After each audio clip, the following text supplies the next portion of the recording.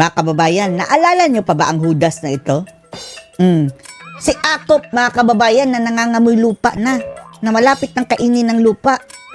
Akala natin no na sa lahat ng mga congressman dyan sa Quadcom, itong si Akop ang isa sa at least rationable. Mayroon pa kahit konting rason, mga kababayan, na yung ilan talaga ay ang huhudas na talaga. Pero itong si Akop, dahil siya ay isang dating policeman, na for your information, mga kababayan, nag-resign pala yan dahil doon sa issue ng kurat ng Balileng.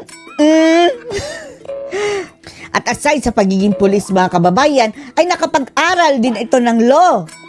Ewan lang natin ha kung pumasa ba.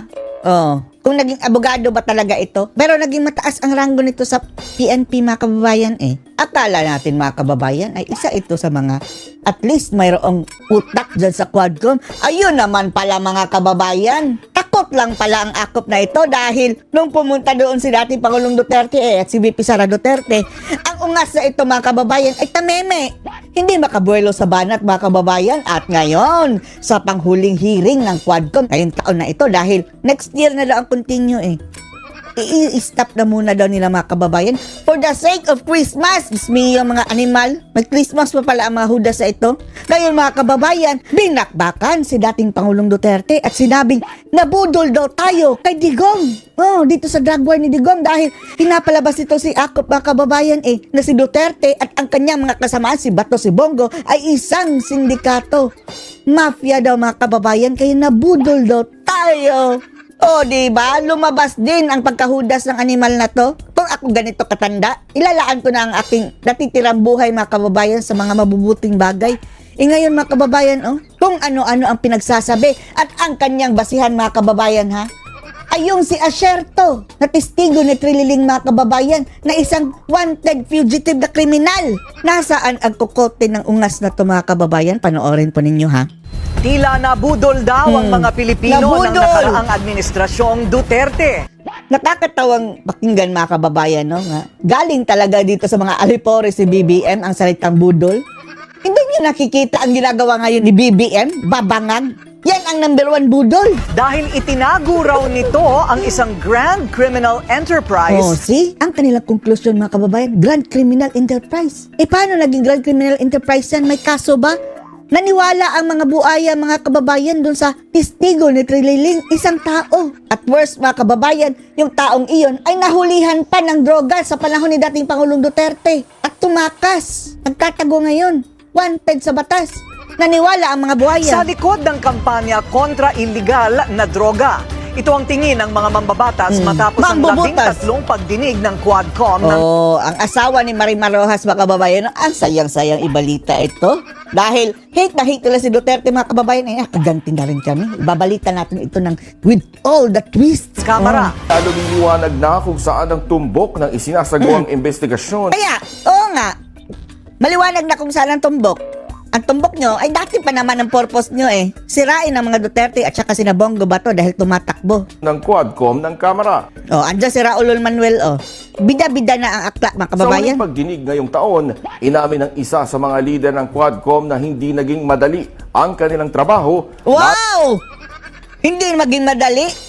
Para nga kayong naglalaro lang dyan, patawa-tawa, mga kababayan, kung pakain-kain lang naman Tapos kapag may makontep, grabing halakha. Lalo ang itinuturo ng kanilang investigasyon ay ang dating Pangulong Rodrigo Duterte. Sige, tingnan natin na kung mayroon kayo kasong masasampa in aid of legislation, mga kababayan. Dahil pagdating nito sa korte kung kanilang pinagbasihan, mga kababayan, sina Asierto, Matubato, Las Cañas, walay.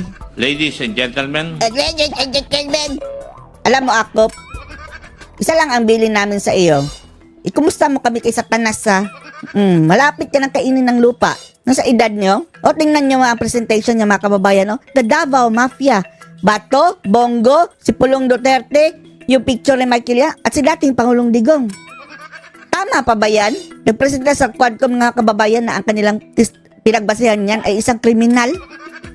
Hindi nga pumunta dyan yung si Asierto dahil nagtatago via Zoom lang, mga kababayan.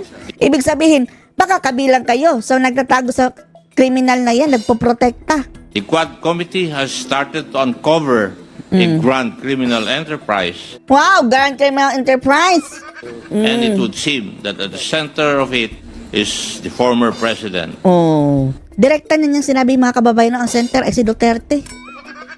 Eh bakit nung nandiyan si dating Pangulong Digong, hindi mo yan tinanong, ha? Bahag ang buntot mo, akop. Umurong ang bayag mo.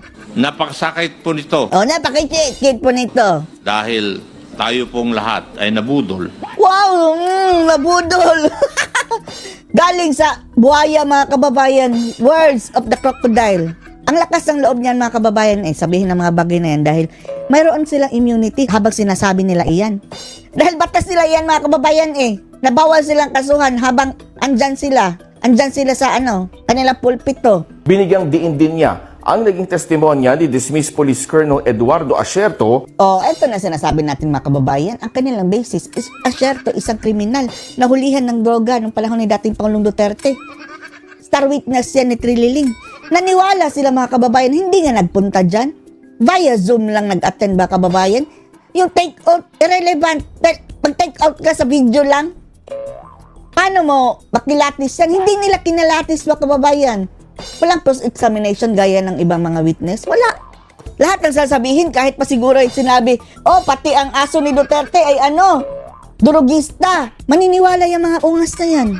Kung saan iniugnay niya hindi lang ang dating Pangulo kundi ang iba pang malalapit sa kanya sa umano'y network ng iligal na droga.